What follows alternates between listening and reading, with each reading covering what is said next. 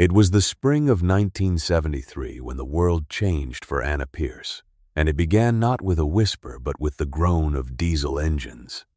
The yellow bulldozers arrived on a Tuesday, their paint jarringly bright against the deep green of the Oregon Valley, their tracks chewing into the soft shoulder of the county road that bordered her family's farm. She was 24 years old, and she stood on the porch her grandfather had built, watching the men in hard hats unroll blueprints across the hoods of their trucks, their voices carrying on the breeze as sharp, confident fragments of a language she did not want to understand. For 3 generations, the Pierce farm had been defined by its heart, 50 acres of rich, black bottomland, a floodplain so fertile the soil felt like cake in your hands. It was the land that paid the bills, the land that held the memories, the land that promised a future. And now, the future had arrived in the form of a state-mandated highway expansion project.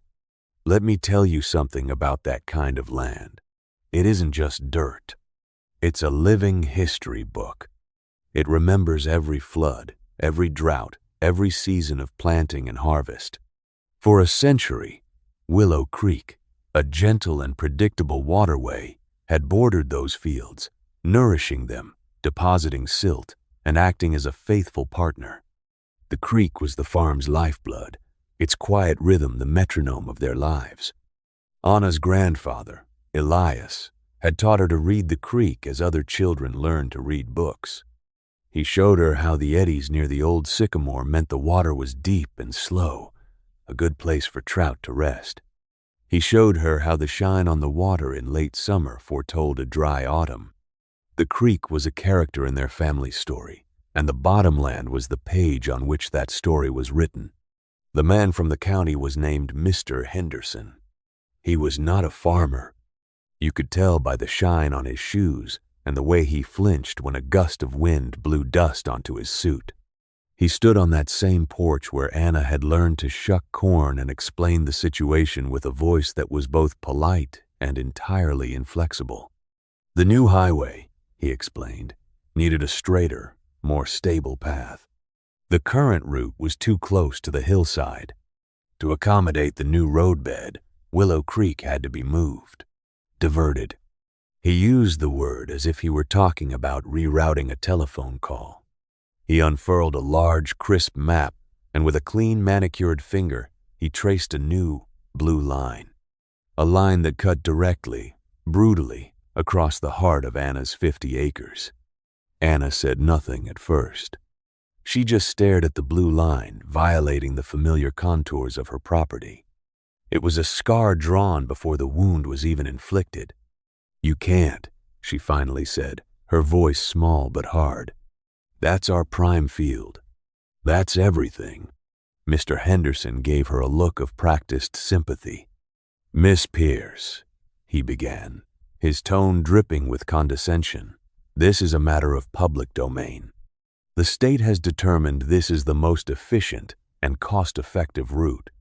We are, of course, prepared to offer you compensation for the land that will be affected." He slid a folder across the porch railing. The number inside was an insult, a fraction of what the land produced in a single good year. It was the kind of number that assumed you didn't know the true value of what you had. "This isn't just land," she said, pushing the folder back toward him. "You're destroying our farm." "The county's hydrologists have studied the plan extensively," he continued, ignoring her protest. "The diverted creek will create a permanent floodplain. The area will be reclassified. As of the project's completion, these 50 acres will be formally declared non-viable for conventional agriculture." He said the words, "non-viable," with a chilling finality, as if he were a doctor pronouncing a death. There was no appeal, no recourse, no other option. The surveyors were already driving stakes into the ground, their bright orange flags fluttering like tiny, mocking signals of surrender. The work began the following week. The sound of machinery became the new dawn chorus.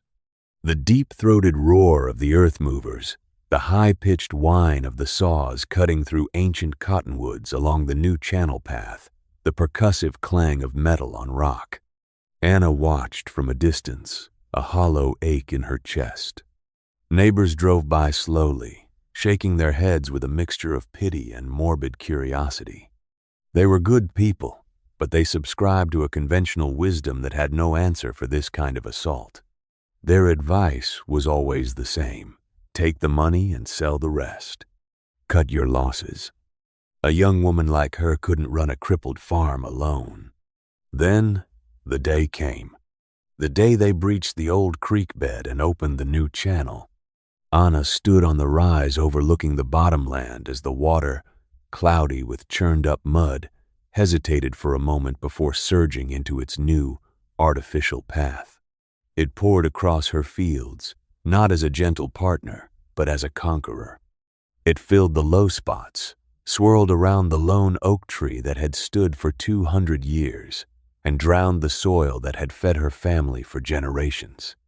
By evening, her best field was a shallow, sprawling lake, the water moving sluggishly, already beginning to carve new patterns into the earth. The county's work was done. They packed up their machines, leaving behind a wound in the landscape and a sheaf of papers that declared it worthless. For a week, Anna did nothing. She felt the weight of the community's judgment, the pity in their eyes. She felt the crushing finality of Mr. Henderson's verdict. Non-viable. The word echoed in the quiet of the farmhouse. It was easy to believe him. The evidence was right there, shimmering under the sun, a muddy, useless swamp. The temptation to surrender was immense. She could sell. She could leave. She could become someone else, somewhere else, and forget the smell of this soil and the sound of this water. One evening, sitting in her grandfather's worn armchair, she found herself staring at the bookshelf. On the bottom shelf, tucked behind a row of almanacs, were his journals. 6 leather-bound volumes, filled with his spidery, elegant script. She pulled one out, the one from 1934, the year of the Great Flood. She'd read it before, but now she was looking for something different. Not a story, but an answer. She ran her fingers over the pages, filled with notes on rainfall, crop yields, and market prices. And then she found it. An entry from late October of that year. The floodwaters had receded, leaving behind a mess of silt and debris. Everyone else was lamenting their losses, cursing the creek. But her grandfather had written something else. The water took, he wrote, but it also gave. It has redrawn the map. The soil it dropped by the south fence is fine as flour. The new channel it carved behind the barn runs deeper and colder. The land is not ruined. It is speaking a new language. My job is not to argue with it. My job is to learn. That was it. That was the key. Mr. Henderson and the county, for all their blueprints and calculations, saw the water as an enemy, a force of destruction to be contained and controlled. They saw a problem to be mitigated. Her grandfather had seen it as a partner, a force of change to be understood. The land wasn't dead. It was speaking a new language. The next morning, Anna did not call a realtor. She put on her grandfather's old wading boots, grabbed a notebook and a pencil, and walked down into the mess the county had made. The whispers from the road stopped mattering. The pitying looks faded from her mind. Her new life's work had begun. She was not there to fix the land or to fight the water. She was there to learn. For the rest of that summer and into the fall, Anna Pierce became a student of her own ruined field. She spent 10 hours a day knee-deep in the water, a solitary figure in a landscape of quiet devastation. She didn't bring a shovel or a rake. She brought only her senses and her notebook. She learned the new creek's personality. It was not the gentle, meandering Willow Creek of her childhood. This one was straighter, faster in the middle where the channel was deepest, a direct consequence of the county's engineering. But along the edges, where the water spread out over the flatter ground, it became lazy. She began to map it, not with surveyor's tools, but with sticks and twine and careful observation. She marked the places where the current was swift, where the water scoured the bottom clean. She marked the spots where the water slowed dramatically, creating eddies where silt and organic matter settled in thick, dark clouds. She documented the deep pools that formed on the outside bends of the new channel, places where the water would stay cooler in the heat of summer. She took temperature readings at different depths and at different times of day. She noted how the morning sun hit the eastern banks and how the afternoon shade from the hillside cooled the western edge. Her neighbors thought she had finally broken. They'd see her standing motionless in the middle of the flooded field for an hour at a time, staring at the water's surface. They'd see her on her hands and knees, feeling the texture of the sediment the creek was depositing. "The poor girl's lost her way," she heard one farmer say at the general store. "Just wanders that swamp all day." A shame. They saw a young woman grieving. They did not see an engineer conducting research. They saw madness. They did not see meticulous design. By winter, her notebook was full of hand-drawn maps, charts, and calculations. She knew the new hydrology of her land better than the men who had designed it. They had created a channel. She had come to understand a system. And in that system, she saw not a ruin, but an opportunity. An intricate, water-fed engine. Her grandfather's words echoed in her mind. Learn the new language. Now, she was ready to speak it. When the ground thawed in the spring of 1974, Anna began the real work. She used the meager compensation money from the county not to pay off debt or to leave, but to go dye materials. Not a new tractor or harvester, but drain tiles, lumber, and seeds for plants the other farmers considered weeds. She started on the eastern edge of the floodplain, where her map showed the water was slow and shallow and the sun was warmest. With a shovel and a wheelbarrow, she began to dig. It was backbreaking, solitary labor. She dug a series of wide, shallow ponds, connecting them with narrow channels. She used the rich, excavated soil, a mixture of her farm's original topsoil and the new river silt, to build elevated growing beds between the ponds. These weren't ordinary farm rows. They were more like long, fertile islands, their bases sitting just above the waterline, their soil kept permanently moist through capillary action. The earth itself would wick water up to the plant roots. It was a self-irrigating system, powered by the very creek that was supposed to have destroyed her. Let me stop and ask you something. Have you ever wagered everything on an idea no one else believed in? Have you ever felt the weight of an entire community's doubt resting on your shoulders? That was Anna's world for the next 2 years. Every morning she rose before the sun and went to work in her swamp. Every evening she fell into bed, muscles screaming, hands blistered, covered in mud. She built small wooden sluice gates to control the flow of water between her ponds. She lined the edges of the fastest-moving channels with rocks to prevent erosion. She worked through the gentle spring rains and the oppressive summer heat. And the whispers continued. She was a curiosity, an object of pity. The men at the feed store would stop talking when she came in. They saw her buying strange things, bags of watercress seed, books on aquaculture. They saw a woman clinging to a ghost, trying to farm a field that was officially, certifiably worthless. They saw failure. They did not see the foundations of an empire being laid, one shovelful of mud at a time. In the fall of that second year, she took the next step. Into the deepest, coldest pools she had identified on her maps, the ones fed by the main channel, and shaded in the afternoon, she introduced her first crop of rainbow trout fingerlings. 1,000 of them, tiny silver flashes in the dark water. And along the edges of the slow-moving ponds and in the shallowest channels, she planted the watercress.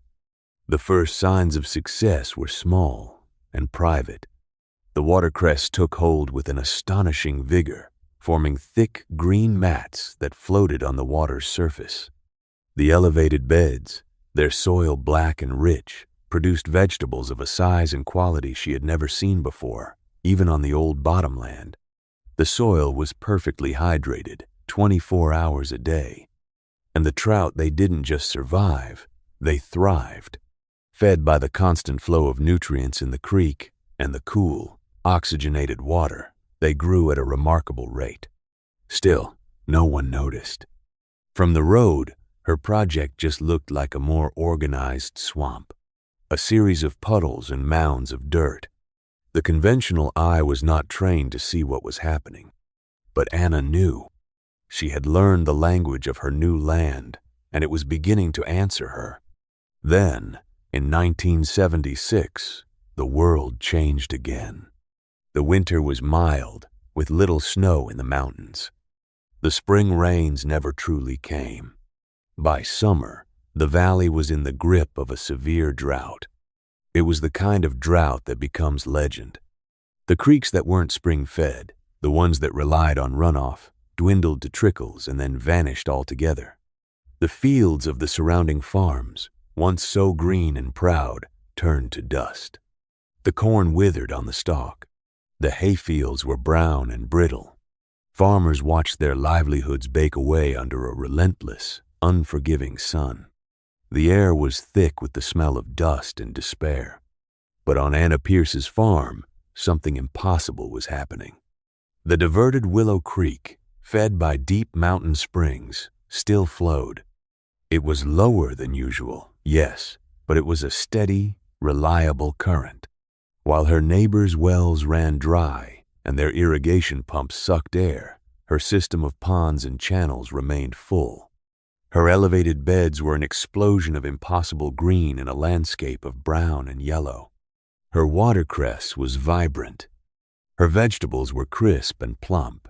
And in the cool, deep ponds, thousands of trout swam, fat and healthy. Her farm was not just surviving the drought, it was flourishing because of it. The very thing that was supposed to be her curse, the constant year-round presence of water, had become her salvation. The first person to truly see it was a chef from a high-end restaurant in Portland. He was driving through the valley, looking for local suppliers, and was about to turn back, disgusted by the pervasive dust and withered fields. Then he saw it. Off the main road, a patch of green so intense it looked like a mirage. Intrigued, he turned down her long driveway. He found Anna harvesting watercress, her boots sunk in the cool mud. He was a man accustomed to the best ingredients, and he looked at the lush green landscape before him with something approaching awe. "What is this place?" he asked, his voice hushed. "It's my farm," Anna replied simply. He walked to the edge of one of the elevated beds and touched a leaf of lettuce. It was cool and crisp. He saw the flash of silver in one of the ponds. "Are those trout?" "Yes," she said. "Rainbows." He asked if he could buy some of the watercress, a few heads of lettuce, and a half dozen of the trout. Anna packed them for him in a crate with some cool, wet moss. He handed her more money than she had seen in months. Before he left, he stood for a moment, looking at the intricate network of water and earth. "I've never seen anything like this," he said. "You have water." "The county gave it to me," Anna said, without a trace of irony. The chef went back to Portland and put Anna's produce on his menu that night. The flavor, he told his patrons, was extraordinary. Clean, vibrant, alive, he told other chefs. Word began to spread, first as a rumor, then as a legend. The farm in the dry valley that had endless water. The woman who grew trout and the most beautiful greens anyone had ever seen. Within a month, Anna's life had transformed. The phone in the old farmhouse, silent for so long, began to ring. It was a produce distributor from Eugene, a fishmonger from the coast, a buyer for a chain of upscale grocery stores.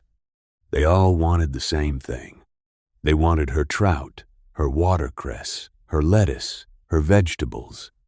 They didn't just want to place an order, they wanted a standing contract. They wanted everything she could produce. The drought that was bankrupting her neighbors was making her rich. The trickle of income became a flood. But Anna didn't change her life. She didn't buy a new truck or fancy clothes. She invested every dollar back into the farm. She bought a small, used backhoe, the first new piece of machinery on the farm in 30 years. She hired a local boy, the son of a farmer whose own fields were fallow, to help her. And with that help, she began to systematically transform the rest of the 50 flooded acres. The subsequent 2 decades were a masterclass in patience and vision.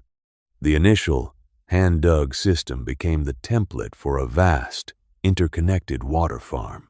Pond by pond, channel by channel, bed by bed, she expanded her grandfather's lesson across the entire floodplain.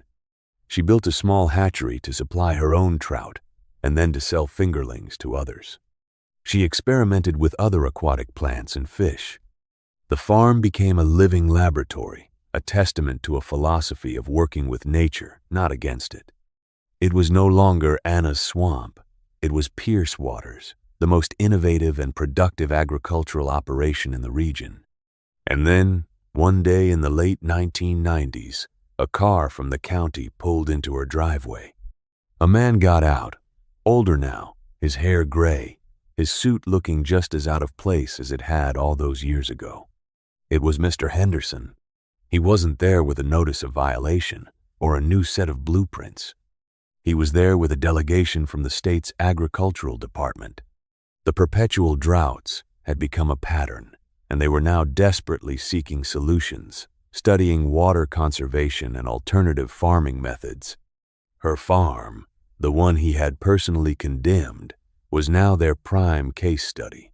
He approached her, where she stood by the main sluice gate, her hands, now wrinkled but still strong, resting on the lever.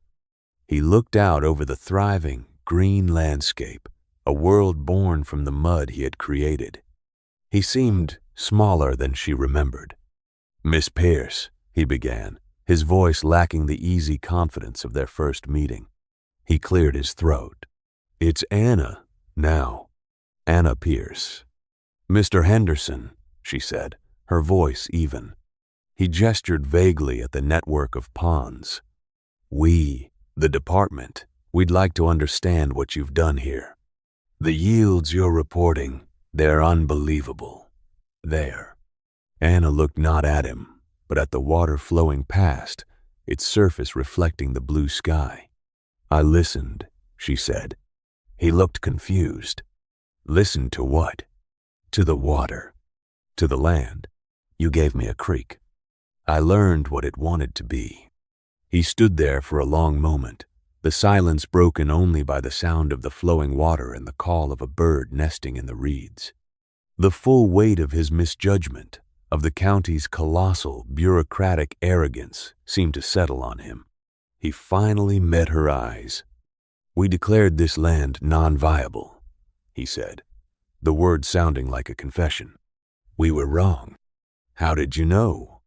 Anna thought of her grandfather, of his dusty journals and his quiet wisdom. She thought of the years of solitary labor, the blisters, the doubt, the quiet satisfaction of seeing the first trout thrive. "My grandfather taught me," she said.